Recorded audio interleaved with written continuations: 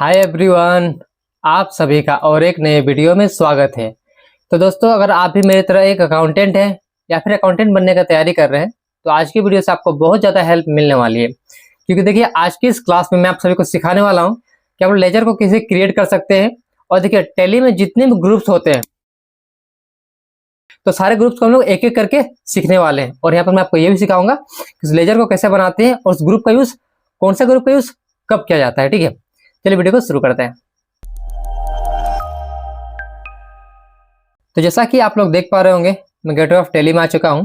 और देखिए, मैंने इसके लिए कुछ यहाँ पे देखिए लिख के रखा हुआ है ताकि आप सभी को समझने में इजी रहेगा। देखिए, जैसे कि मैंने यहाँ पे लिखा है, सबसे पहले सीरियल नंबर, फिर लेजर का नाम है, फिर उसका अंडर ग्रुप है, फिर उसका नेचर है। अब देखिए, जैसे कि मैं यहाँ पे लिखता हूँ शो, ठीक है, एंटर करूँ देखिए तो ऑटोमेटिक यहाँ पे शो हो जाएगा। लेकिन मैं यहाँ पे लिखता हूँ हाइड, एंटर करूँ देखिए तो देखिए आपको यहाँ पे ऑटोमेटिक वो हाइड हो जाएगा। ठीक है, तो बेसिकली मैं यहाँ पे सारी चीज आपको जो है भी बताने वाला हूँ, प्रैक्टिकल और थ्योरी दोनों करके। ठीक है, तो आ जाते हैं टैली में सबसे पहले।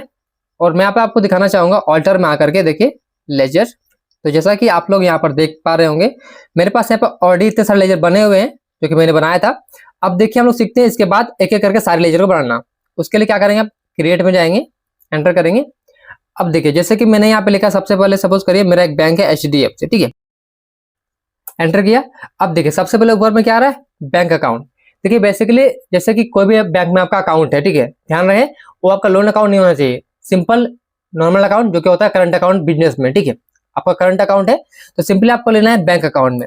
अब देखिए, जैसे मैंने लिखा है HDFC बैंक, उसकी जगह पे आपको कोई सा भी बैंक हो सकता है। ठीक है, तो उस तरीके से आपको इसका लेजर को क्रिएट करना होता है। उसके बाद से आप account number, IFSC code, Swift code, जो भी आप लोग यहाँ पे ये सब ऑप्शनल होती है, आप चाहे तो फीड कर सकते हैं इसका अकाउंट नंबर वगैरह, नहीं फीड करेंगे कोई दिक्कत नहीं है। ठीक है, तो आपको इस तरीके से किसी भी बैंक का लेजर को जो क्रिएट करना होता है। फिर आप एंटर करते हो, इसको सेव कर देंगे। ओके, अब आते हैं देखिए एक्सेल शीट में अपना। देखिए, सबसे पहले क्या लिखा है, बैंक अकाउंट। तो यहाँ पे क्या करेंगे, लिखेंगे शो, एंटर। देखिए, दिखा दिया इसने कि इसका अंडर ग्रुप क्या रहेगा, बैंक अकाउंट्स, नेचर क्या रहेगा, करंट एसेट्स। ये आपका करंट एसेट हो गया। यानी कि आप कोई सा भी बैंक का लेजर क्रिएट करेंगे, ABC बैंक मतलब कोई सा ही बैंक, आपको अंडर ग्रुप क्या डाला है, बैंक अकाउंट। ओके, चलिए नेक्स्ट बढ़ते हैं। यहाँ पे देखिए नेक्स्ट क्या है, देखिए नेक्स्ट यहाँ पे क्या, OCC अकाउंट। अब देखिए, आप OCC सेलेक्ट करेंगे या फिर OD सेलेक्ट करेंगे, दोनों ही सेम होता है। देखिए, जैसे कि सपोज, जैसे कि हमारा HDFC एक OD अकाउंट चल रहा है, ठीक है, यानी कि इसको बोलते हैं लोन अकाउंट। एंटर करेंगे, इसको हम लेते हैं यहाँ पे OCC अकाउंट में, क्या आ रहा है, OD आ रहा है। ठीक है, अब देखिए यहाँ पे मैं ले रहा हूँ OD अकाउंट, देखिए एंटर कर रहा हूँ, देखिए तो भी OD आ रहा है। मतलब आप OCC लेंगे या फिर OD लेंगे, दोनों ही केस में आपको OD ही यहाँ पे देखने को मिलता है, मतलब दोनों ही सेम होता है। ठीक है, तो यहाँ पर क्या होता है, OD अकाउंट मतलब आपका लोन अकाउंट हो गया, जैसे आप बैंक से लोन लेते हैं एक तरीके से। ठीक है, तो एक तरह से क्या होती है, इसमें बैंक आपको एक अकाउंट देगी, उस अकाउंट से आप ट्रांसफर कर सकते हैं मनी एक लिमिट तक, जैसे कुछ करोड़ रुपए हो गया, ऐसा कुछ आपको मिलेगा। ठीक है, उसमें आपको इंटरेस्ट भी पे करना पड़ेगा हर प्रत्येक महीना। इसे बोलते हैं OD अकाउंट, लोन अकाउंट होता है। जो अगर आपका OD अकाउंट चल रहा है तो उसका OD अकाउंट का लेजर आपको इस तरीके से बनाना होता है। फिर अगेन यहाँ पे लिख सकते हैं इसका OD लिमिट कितना है, ऑप्शनल है, हालांकि अकाउंट होल्डर नेम क्या है, अकाउंट नंबर क्या है, बाकी चीजें आप लोग यहाँ पे फीड कर सकते हैं, नहीं भी करें कोई दिक्कत नहीं है, ऑप्शनल होती है। तो इसको भी सिंपल आपको एंटर करते हुए तरीके से सेव कर देना है। ओके, तो यहाँ पे हमने इसको भी सीख लिया हुआ है। तो यहाँ पे क्या करेंगे, इसको भी यहाँ पे करेंगे शो। देखिए यहाँ पे तो आपको OCC सेलेक्ट करेंगे या फिर OD सेलेक्ट करेंगे, आपका सेम दोनों ही रहेगा। और नेचर क्या रहेगा, दोनों लोन्स एंड लायबिलिटी है, ध्यान देंगे आप लोग। ठीक है, नेक्स्ट आगे बढ़ते हैं, देखते हैं अब नेक्स्ट क्या है। देखिए नेक्स्ट यहाँ पे देखिए ब्रांच एंड डिवीजन। देखिए, जैसे कि हमारा एक ब्रांच है रांची में, ठीक है, हमारा अभी कंपनी धनबाद में है, लेकिन हमारा एक ब्रांच रांची में चल रहा है। तो यहाँ पे क्या करेंगे, एक क्रिएट करेंगे रांची ब्रांच, इसको डाल देंगे अंडर ब्रांच एंड डिवीजन में, इस तरीके से। ठीक है, फिर आपको एंटर करते आगे बढ़ना है, एंड यहाँ पे इसको कर देंगे अननोन, एंड इस तरीके से आपको सिंपली इसका लेजर को क्रिएट करना होता है। देखिए नेक्स्ट हमारे पास यहाँ पे क्या है, नेक्स्ट है कैपिटल अकाउंट। अब देखिए, जैसे कैपिटल अकाउंट का मतलब क्या होगा, जैसे कि कोई बिजनेस है, बिजनेस में कोई ऑनर होगा, तो ऑनर का जो अकाउंट खुलेगा यहाँ पे खुलेगा अंडर कैपिटल अकाउंट में। या फिर देखिए कोई पार्टनर है कंपनी में, सपोज 2-3 पार्टनर है कंपनी में, वो लोग कुछ पैसा लेके आते हैं बिजनेस में, तो उन लोग के नाम से यहाँ पे कैपिटल अकाउंट ओपन होगा। ओके, तो यहाँ पे क्या करेंगे, सपोज करिए मैंने यहाँ पे बिजनेस में पूंजी लगाया हुआ है, तो लिखूंगा सुजीत कैपिटल अकाउंट, इस तरीके से। ठीक है, इसका अंडर रूप क्या रहेगा, कैपिटल अकाउंट। फिर आपको एंटर करते हो, इस तरीके से इसका लेजर को क्रिएट करना होता है। ये आपका कैपिटल अकाउंट, तो सेव कर देंगे। ओके, तो यहाँ पे देख लेते हैं, थर्ड नंबर पे है, यहाँ पे लिखेंगे सो एंटर करेंगे, देख सकते हैं यहाँ पे आ गया हमारा कैपिटल अकाउंट। नेचर क्या रहेगा, कैपिटल का नेचर रहेगा। ओके, नेक्स्ट बढ़ते हैं आगे। नेक्स्ट देखिए यहाँ पे क्या है, कैश इन हैंड। अब देखिए यहाँ पे कैश इन हैंड क्या होता है, जैसे कैश आपके पास कुछ कैश पड़ा हुआ है, जैसे पेटी कैश आपके पास पड़ा हुआ है, ठीक है, इसका यूज किया जाता है पेटी कैश में। तो यहाँ पे लिखेंगे पेटी कैश, ये आपका चला गया कैश इन हैंड ग्रुप के अंदर। हालांकि देखिए टैली के अंदर एक कैश नाम से बाय डिफॉल्ट जो है एक लेजर बना होता है, तो अलग से नहीं बनाते तो आपका काम चल जाएगा, ठीक है। लेकिन आपको अगर अलग से रिक्वायरमेंट है तो पेटी कैश नाम से नया बना सकते हैं, तो यहाँ पे सेव कर देंगे। तो हमने पेटी कैश देख लिया हुआ है, देखेंगे यहाँ पे पेटी कैश है, इसको शो में क्लिक करते हैं, देख सकते हैं कैश इन हैंड, नेचर क्या रहेगा, करंट एसेट्स। ओके, आगे बढ़ते हैं। देखिए नेक्स्ट यहाँ पे करंट एसेट्स है। तो करंट एसेट का मतलब क्या हो गया, जैसे कि यहाँ पे हमें रेंट रिसीव होने वाला, ठीक है, रेंट रिसीवेबल, ये हमारा हो गया करंट एसेट। अब देखिए इसका मतलब क्या हुआ, रेंट रिसीवेबल, हमें आज नहीं तो कल रेंट रिसीव होगा, तो हमारा क्या करंट एसेट है इसके लिए, ठीक है। तो रखना होता है करंट एसेट के अंदर। एक बार चेक कर लेंगे एक्सेल में, यहाँ पे देखिए रेंट देखिए रिसीवेबल है, यहाँ पे शो में क्लिक करेंगे, देखिए करंट एसेट्स। ओके, तो इसको रख देंगे करंट एसेट्स का, फिर सेव कर देंगे। देखते हैं नेक्स्ट यहाँ पे क्या है। नेक्स्ट देखिए करंट लायबिलिटीज।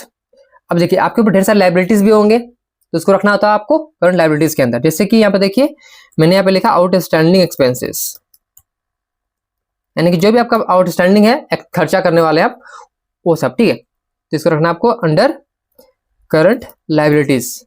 बेसिकली जितनी आपके लायबिलिटीज होते हैं यहाँ पे रखना होता है, ठीक है। सिंपली आप एंटर करते हुए इसको यहाँ पे अननोन लेके सेव कर देंगे।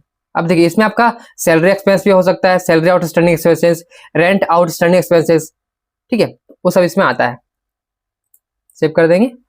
अब देखेंगे यहाँ पे इसका क्या है, देखिए आउटस्टैंडिंग एक्सपेंसेस है यहाँ पे, इसको शो में क्लिक करेंगे, देखिए करंट लायबिलिटीज और नेचर क्या रहेगा, लायबिलिटीज का। ओके, अब देखिए नेक्स्ट यहाँ पे क्या है, डिपॉजिट्स। अब देखिए डिपॉजिट्स क्या होते हैं, जैसे कि देखिए आपने किसी को सिक्योरिटी डिपॉजिट दिया हुआ है, जैसे कि आपने कहीं पे रूम लिया हुआ है, ठीक है, रेंट पे रूम लिया हुआ है, तो आपको एक बार फर्स्ट टाइम को देना पड़ता है वहां पे सिक्योरिटी मनी डिपॉजिट। ओके, तो यहाँ पे बोलेंगे सिक्योरिटी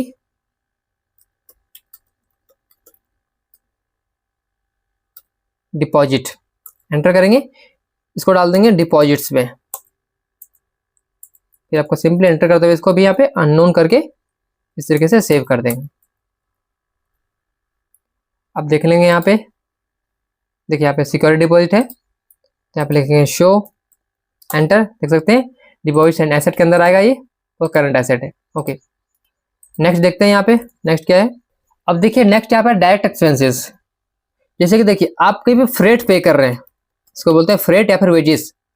बेसिकली देखिए होता क्या है, जैसे कि सपोज करिए आप कहीं से गुड्स मंगवा रहे हैं, ठीक है, 100 रुपए का गुड्स है, अब उसके ऊपर आपको 10 रुपए एडिशनल जो है ट्रांसपोर्टेशन पे करना पड़ रहा है, आपका गुड्स का एक्चुअल कॉस्ट कितना हो गया, 110 रुपए। इसे बोलते हैं डायरेक्ट एक्सपेंसेस, आपके गुड्स में वो इंक्लूड हो जाता है, इसके लिए ये हमेशा होता है डायरेक्ट एक्सपेंसेस। इसके ऊपर अगर जीएसटी लगा हुआ है तो सिंपली आपको यहाँ पे जीएसटी को सिलेक्ट कर लेना है और यहाँ पे कर देंगे goods and based on value, value के अकॉर्डिंग यहाँ पे फ्रेट लगता है, आपको इस तरीके से इसका लेजर को क्रिएट करना होता है। बेसिकली देखिए गवर्नमेंट क्या करती है, जैसे कि सपोज आपसे कोई 100 रुपए का ट्रांसपोर्टेशन ले रहा है, डिलीवरी चार्जेस ले रहा है आपसे 100 रुपए का, तो गवर्नमेंट क्या बोलती है, मुझे 100 का 18% या फिर कोई परसेंट जो भी आप गुड्स का रेट है उतना परसेंट मुझे टैक्स दीजिए, सरकार मांगती है। इसके लिए यहाँ पे टैक्स भी गवर्नमेंट को देना पड़ता है हमें, जिसको सेव कर देंगे इस तरीके से। देखेंगे यहाँ पे तो चाहे फ्रेट हो या फिर वेजेस हो, दोनों हमें करना पड़ता है यहाँ पे डायरेक्ट एक्सपेंसेस में, देख सकते हैं डायरेक्ट एक्सपेंस। ओके, देखते हैं नेक्स्ट यहाँ पर क्या है। नेक्स्ट है डायरेक्ट इनकम।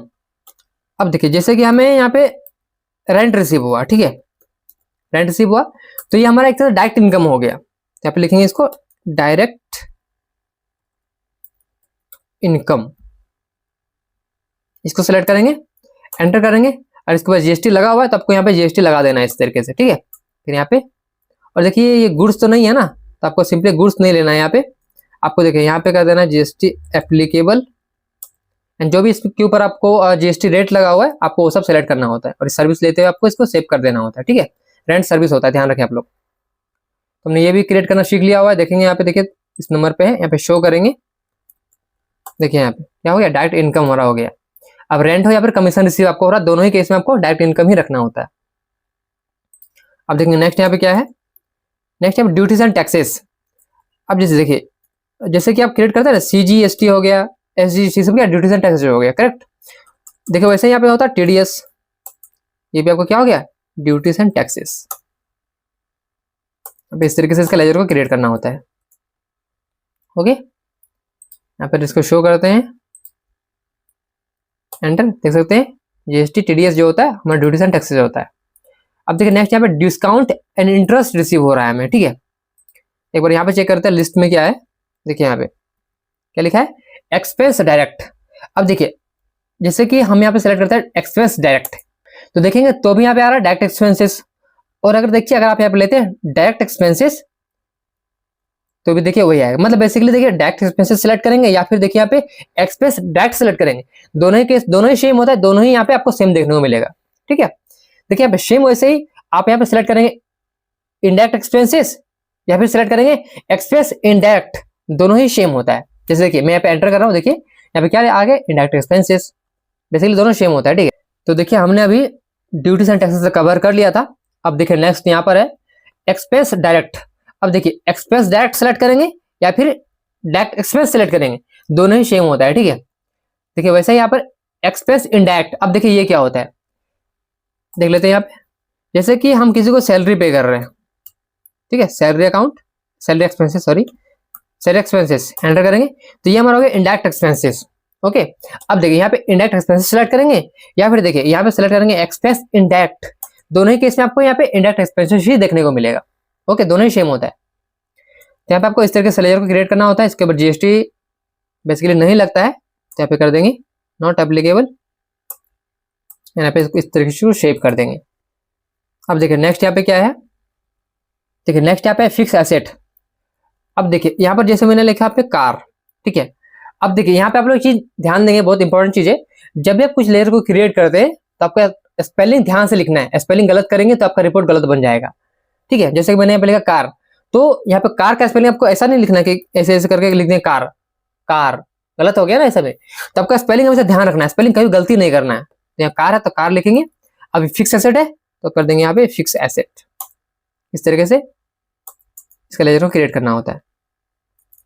और यहाँ पर देखिए ये आपका कैपिटल गुड्स है तो आपको रखना पड़ेगा यहाँ पे कैपिटल गुड्स, आपको इस तरीके से इसको सेव कर देना होता है। चलिए हमने इसको भी कवर कर लिया हुआ है। अब देखते हैं नेक्स्ट यहाँ पे क्या है। और देखिए नेक्स्ट यहाँ पे है इनकम डायरेक्ट। देखिए आप इनकम डायरेक्ट सेलेक्ट करेंगे या फिर डायरेक्ट इनकम सेलेक्ट करेंगे, दोनों ही सेम होता है। तो हमने ये भी कवर कर लिया। अब देखिए नेक्स्ट यहाँ पे इनकम इनडायरेक्ट, इसे आप बोल सकते हैं इनडायरेक्ट इनकम, दोनों सेम होता है। अब देखिए इसका यूज कैसे करेंगे। जैसे कि हमने यहाँ पे लिखा डिस्काउंट रिसीव्ड, देखिए ये हमारा क्या हो गया, ये हमारा हो गया इनडायरेक्ट इनकम। यहाँ पे लिखेंगे इनडायरेक्ट इनकम्स। और देखिए अगर यहाँ पे GST लगा हुआ है तो आपको सिंपली यहाँ पे GST को भी एप्लीकेबल कर देना है, ठीक है। आपको इस तरीके से इसका लेजर को क्रिएट करना होता है। तो देखिए हमने डिस्काउंट रिसीव, हमने इसको भी देख लिया हुआ है। यहाँ पे शो में क्लिक करेंगे, एंटर कर, देखिए इनडायरेक्ट इनकम हमने ये सीख लिया हुआ है। चलिए आगे बढ़ते हैं। यहाँ पर देखिए नेक्स्ट क्या है, यहाँ पे इन्वेस्टमेंट। जैसे कि हमने म्यूचुअल फंड में इन्वेस्ट किया हुआ है तो ये क्या हो गया, हमारा एक तरह से इन्वेस्टमेंट हो गया, राइट। तो इसको सेलेक्ट करेंगे इन्वेस्टमेंट में और यहाँ पे इंटर करते हुए आपको इस तरीके से इसको सेव करना होता है।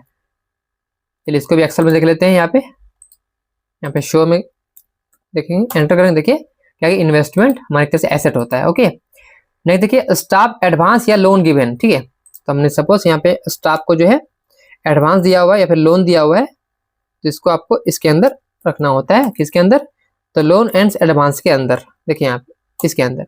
ओके, एंटर करते हुए आपको सिंपली इसको यहाँ पे अननोन करते हुए सेव कर देना है।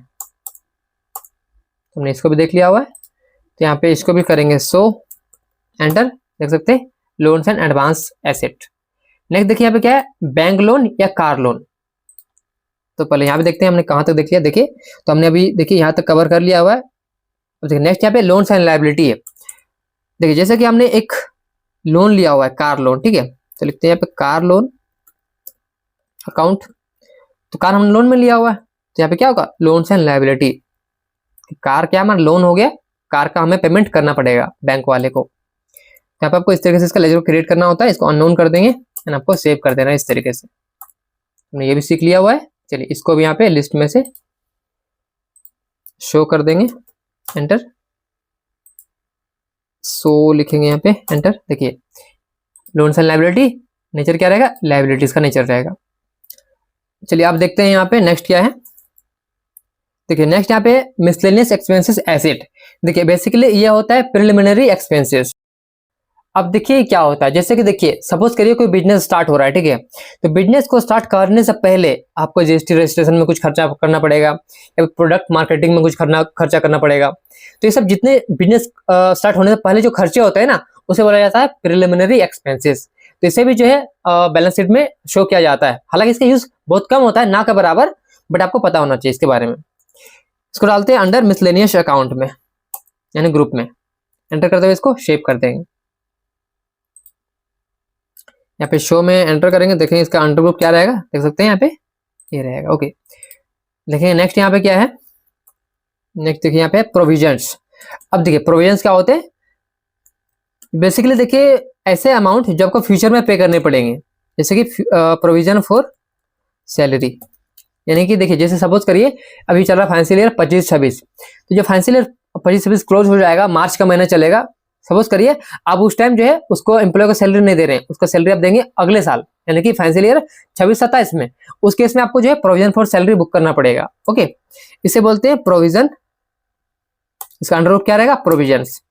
एंटर करते हुए आपको इसको सेव कर देना होता है। तो यहाँ पे एक्सेल में देखेंगे, यहाँ पे शो में एंटर करेंगे, देख सकते हैं आप लोग यहाँ पे इसका क्या गया, प्रोविजंस। ओके, नेक्स्ट देखिए परचेस है। देखिए बेसिकली आप कुछ भी परचेज करते हैं, जैसे गुड्स आप परचेज कर रहे हैं, तो परचेस अकाउंट क्या होगा, अंडर परचेस अकाउंट। सिंपल है, आपको पता होगा। Okay, general reserve. अब देखिए ये क्या होता है, ये आपके लिए जरूरी समझना। देखिए इसका अंडर ग्रुप रहेगा रिजर्व एंड सरप्लस। अब देखिए बेसिकली होता क्या है, देखिए जनरल रिजर्व क्या होता है, जैसे कि जब फाइनेंशियल ईयर जब क्लोज होता है उस टाइम बिजनेस को कुछ ना कुछ प्रॉफिट होता है, राइट। तो उस प्रॉफिट में से कुछ अमाउंट को साइड कर दिया जाता है, जिसे बोला जाता है जनरल रिजर्व। ओके, तो इसका अंडर ग्रुप क्या रहेगा, रिजर्व एंड सरप्लस। या फिर देखिए अगर आप यहाँ पे रखते हैं रिटेन अर्निंग, तो भी आपको रिजर्व एंड सरप्लस ही देखने को मिलेगा। यानी कि बेसिकली बोले दोनों सेम होता है, रिजर्व एंड सरप्लस लेंगे या फिर रिटेन अर्निंग लेंगे, दोनों ही सेम होता है। ओके, तो इस तरीके से आपको इस लेयर को क्रिएट करना होता है। एक्सेल में देख लेंगे, यहाँ पे इसको करेंगे शो में, देख सकते हैं यहाँ पे रिजर्व एंड सरप्लस लेंगे या फिर रिटर्न अर्निंग लेंगे, दोनों ही सेम होता है। अब देखिए नेक्स्ट यहाँ पे क्या है, प्रोडक्ट सेल्स या फिर सर्विस सेल। अब किसी भी तरह का जब सेल करते हैं, जैसे कि हम लोग सेल अकाउंट क्रिएट करते हैं ना, उस केस में क्या अंडर ग्रुप रहेगा, सेल अकाउंट, राइट, वही होता है। ये इसका यूज बहुत सारे लोग करते हैं। तो ये सिंपल है, sales account under group sale account. Okay, housing loan का मतलब हो गया आपका घर गिरवी पे रखा हुआ है, तो आपके लिए क्या हो गया, वो हो गया सिक्योर लोन। ये हो गया सिक्योर लोन, ठीक है। एक्सेल में चेक कर लेते हैं, यहाँ पे लिखेंगे सो, देख सकते हैं सिक्योर लोन। नेक्स्ट देखिए यहाँ पे क्या है, क्लोजिंग स्टॉक। यहाँ पे शो करेंगे, देखिए बेसिकली जो भी आपके पास स्टॉक इन हैंड होता है, जैसे देखिए आपको जो स्टॉक पड़ा हुआ है ना, उसको बोलेंगे स्टॉक इन हैंड। तो देखिए बेसिकली इसका यूज कब होता है, जैसे कि आप मेंटेन अकाउंट्स ओनली करते हैं, उस केस में इसका यूज किया जाता है। जब आप मेंटेन अकाउंट्स विथ इन्वेंट्री करते हैं, उस केस में इसका यूज नहीं किया जाता है। ओके, नेक्स्ट यहाँ पे क्या है, सप्लायर। जैसा कि आप सभी को मालूम होगा, जितने हमारे सप्लायर होते हैं वो सब होते हैं सन्ड्री क्रेडिटर्स। ओके, नेक्स्ट यहाँ पे कस्टमर। आप सभी को मालूम होगा, जितने हमारे कस्टमर होते हैं वो सब क्या होते हैं, सन्ड्री डेटर्स होते हैं। ओके, अब देखिए नेक्स्ट यहाँ पे क्या है, सस्पेंस अकाउंट। अब देखिए ये समझना थोड़ा इंपॉर्टेंट है, सस्पेंस अकाउंट क्या होता है। इसका अंडर रूप क्या रहेगा, सस्पेंस अकाउंट। देखिए सस्पेंस अकाउंट का मतलब क्या होता है, जैसे कि देखिए आपको 10 रुपए कहीं से रिसीव हुआ, ठीक है, बट आपको पता नहीं चल रहा 10 रुपए कहाँ से आया, किसने आपको दिया हुआ। तो उसके हिसाब आपको 10 रुपए को क्या करना है, डाल देना है सस्पेंस अकाउंट में। और जब पता चल जाएगा क्लियर कि पैसा कहाँ से आया था 10 रुपए, उस केस में आपको उस अमाउंट को प्रॉपर अकाउंट में डाल देना होता है। मतलब सस्पेंस अकाउंट क्या होता है, टेम्पररी अकाउंट होता है, यहाँ पर ये परमानेंट कभी अमाउंट नहीं रहता है। ओके, तो यहाँ पे को इस तरीके से इसका लेजर को क्रिएट करना होता है।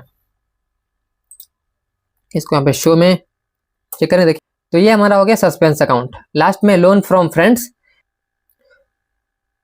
जैसे कि यहाँ पे लिखेंगे लोन फ्रॉम दीपक, ठीक है। तो यानी हमें दोस्त से हमें लोन मिला हुआ है, तो इसे बोलेंगे अनसिक्योर्ड लोन, यानी कि यहाँ पर आपको किसी भी तरह का सिक्योरिटी नहीं देना पड़ा है, ठीक है। इससे पहले हमने देखा था हाउसिंग लोन, जहाँ पर आपको घर गिरवी में रखना पड़ा था, उसके बदले में बैंक आपको लोन देगी। लेकिन देखिए यहाँ पे हमने अपने दोस्त से लोन लिया हुआ है, तो हमारा दोस्त यहाँ पे किसी भी तरह का मेरा घर गिरवी नहीं लेगा, तो इसे बोलेंगे अनसिक्योर्ड लोन। एंटर करते हुए आपको इस तरीके से लेजर को क्रिएट करना होता है, अननोन लेते हुए इसको सेव कर देंगे। तो जैसा कि आप सभी ने देखा, यहाँ पर जितने भी ग्रुप्स थे हमने सबका यूज किया और लेजर भी क्रिएट करना सीखा साथ के साथ। और देखिए इस वीडियो के बाद भी अगर आपके मन में किसी भी तरह का और भी सवाल है तो नीचे कमेंट सेक्शन में लिख सकते हैं। और देखिए आई होप आप सभी को इस वीडियो से बहुत कुछ सीखने को मिला होगा। अगर आपको वीडियो हेल्पफुल लगा हो तो वीडियो को एक लाइक जरूर करिएगा और एक प्यारा सा कमेंट जरूर करिएगा। इससे हमें मोटिवेशन मिलती है नई नई वीडियोस आप तक पहुंचाने में।